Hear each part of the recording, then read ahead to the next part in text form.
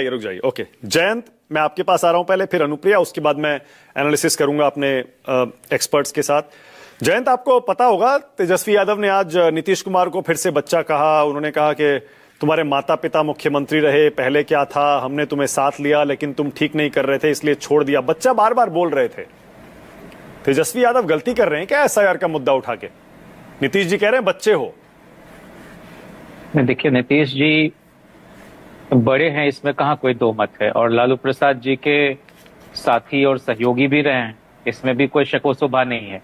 तो उनकी नजर में तेजस्वी जी बच्चे हैं उम्र के लिहाज से, लेकिन राजनीतिक परिपक्वता के लिहाज से आज जिस तरह से नीतीश कुमार जी के बयान पर स्वयं उनके प्रवक्ताओं को, बाकी नेताओं को शर्मिंदगी का सामना करना पड़ता है, टोटल डिसग्रेस, टोटल एम्बेरसमेंट, ऐसा तो पिछले 10 वर्षों में तेजस्वी जी के एक भी बयान आपको ढूंढे नहीं मिलेंगे जिस पर हम जैसों को कभी कोई स्पष्टीकरण देना पड़ा हो।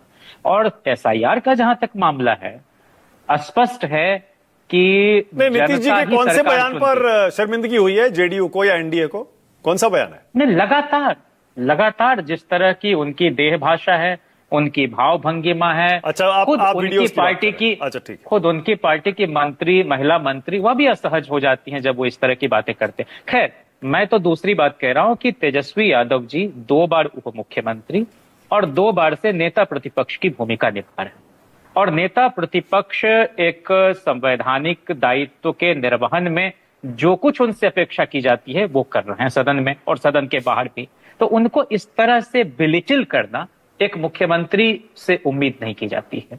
दूसरा, जब आपके पास कुछ भी नहीं कहने को होता है तो आप अतीत पर प्रलाप करते हैं। स्वयं जनता दल यूनाइटेड के जो सांसद हैं बांका से गिरिधारी यादव जी, आज सदन के बाहर, संसद से बाहर, उन्होंने क्या कहा कि चुनाव आयोग को कुछ भी व्यवहारिक ज्ञान नहीं है और ये एक तरह का तुगलकी फरमान है। स्वयं मेरा बेटा अमेरिका में है, वो कैसे आएगा और कैसे वो दस्तखत इतने कम समय में कर देगा। और उन्हीं की पार्टी के परबत्ता से विधायक हैं खगड़िया जिले के संजीव सिंह, उन्होंने भी कहा भाई हमारे कंस्टिट्यूएंसी में कहीं कोई बाहर का आदमी नहीं रहता है, कहीं दूसरे मुल्क का नहीं रहता है, मजदूरों के नाम उड़ाए जा रहे हैं। तो किसी एक घटक दल, किसी एक गठबंधन के वोटर का मामला नहीं है। नहीं, यह मानक जी चुनाव आयोग जो कुछ भी कर रहा है वह गैर संवैधानिक नहीं, वो तो बता रहा है तरीके से कर रहा है। नहीं जयंत, देखिए वो बता रहा है, इलेक्शन कमीशन बाकायदा लिख के ऑन रिकॉर्ड प्रेस रिलीज में 56 लाख लोग ऐसे हैं जिनका नाम हट सकता है, 20 लाख जिनकी मृत्यु हो गई, 28 लाख शिफ्ट कर गए, 7 लाख 2 जगह रजिस्टर्ड हैं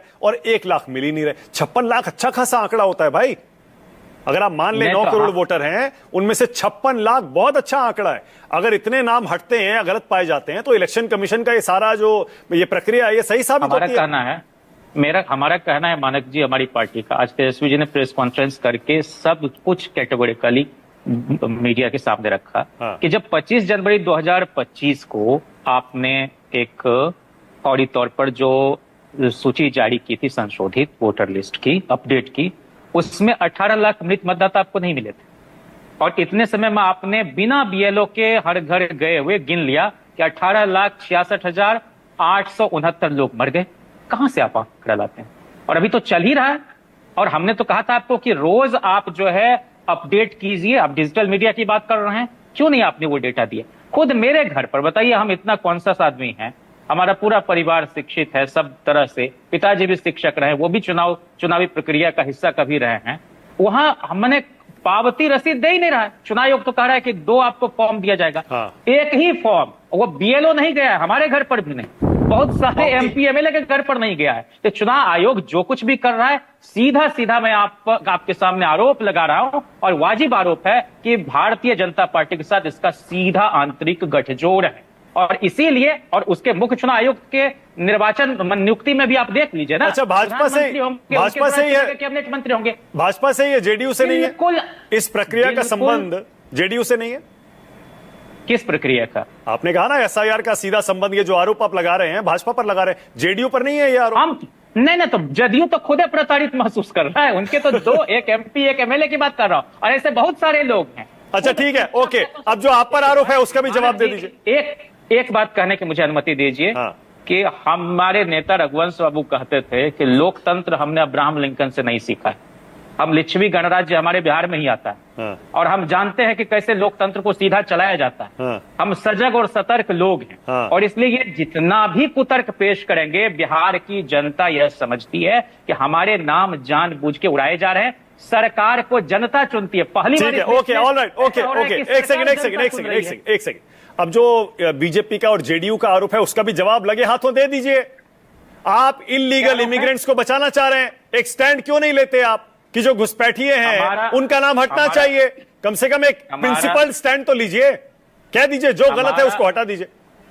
हमारा स्पष्ट कहना है कि एक भी अवैध मतदाता वोट नहीं डालने पाए। हाँ। लेकिन एक भी वैध मतदाता का नाम अगर उड़ाया जाता है, हाँ। तो यह लोकतंत्र के खिलाफ है। 2015 में लीलावती बनाम राज्य चुनाव आयोग में सुप्रीम कोर्ट का साफ आदेश है कि गरीबों, मजदूरों और असुरक्षित तबकों को चुनाव से वंचित करना असंवैधानिक है। 2013 में पीयूसीएल ठीक है, बिल्कुल सही है। नहीं, अरे इस पर आपसे कौन असहमत हो सकता है? जयंत, एक सेकंड, अरे जयंत भाई सुनिए ना, एक मिनट। अरे भाई, आप जो बात कह रहे हैं उस पर कोई असहमत नहीं है। जो लीगल है, सुनिए ना, एक मिनट के हिसाब से काम करना चाहिए। भाई रुकिए ना, जो लीगल है, आयोग धता बता रहा है इस देश के संविधान को। चुनाव आयोग एक संवैधानिक संस्था जरूर है। अरे इलीगल को कैसे पकड़ेगा? आप ही बताइए, फिर आप ही बताइए, इलीगल को कैसे पकड़ेंगे? हम कह रहे हैं कि कौन नागरिक है इस देश का, ये तय करना चुनाव आयोग का। अरे भाई, वोट तो नागरिक ही डालता है या नहीं? मैं पर वोट तो नागरिक ही डालेगा। नहीं, आप बुनियादी अंतर समझिए। इस देश में सेपरेशन ऑफ पावर है। अरे भाई, लेकिन वोट कौन डालेगा? जयंत, एक second, Jayant, one second, Jayant, vote कौन डालेगा ये कौन डिसाइड करेगा? बताइए, ये किसके पास पावर है? वोट कौन डाल सकता है? ये पावर किसके पास है तय करने? मानक जी, मैं कह रहा हूं कि उसको वैध मतदाता को तय करने के लिए इस देश में तयशुदा नियम अब तक रहे हैं। चुनाव आयोग भी उसको फॉलो करता रहा है। आपने तो ये कहा था कि डुप्लीकेशन को रोकने के लिए हम आधार को लिंक करेंगे वोटर आईडी से, जिसका आप विरोध कर रहे थे। आपके अंदर इतना दोहरापन आ गया। उसी का आप विरोध कर रहे थे पहले। इस प्रक्रिया को पहले भी 2003 में भी हुआ था, 2 वर्ष लगे थे। बिहार में 2003 नहीं, टाइमिंग देखिए, सुनिए, एक minute, Jayant, one second, Jayant, एक मिनट, इतनी हड़बड़ाहट आपकी ठीक है, जयंत, नियत को दर्शा रहा है। जयंत, एक सेकंड, आप जो टाइमिंग की बात कर रहे हैं उस पर आपसे सहमति हो सकती है, और मेरे ख्याल से ज्यादातर लोग आपसे सहमत हैं कि भाई टाइम और दिया जाना चाहिए, और दिया जाना चाहिए। लेकिन बाकी जो मुद्दे हैं ना, परिणति क्या हो रही है? बाकी जो मुद्दे हैं ना कि आधार भी, सुनिए ना, आप हमारा जो है गला काटने पर उतारू हैं। आप हमसे इत्तेफाक रख रहे हैं, लेकिन आप कह रहे हैं कि नहीं, आपको हम उड़ा देंगे। इसको कौन बर्दाश्त करेगा? किसको ये कबूल होगा? ओके अनुप्रिया,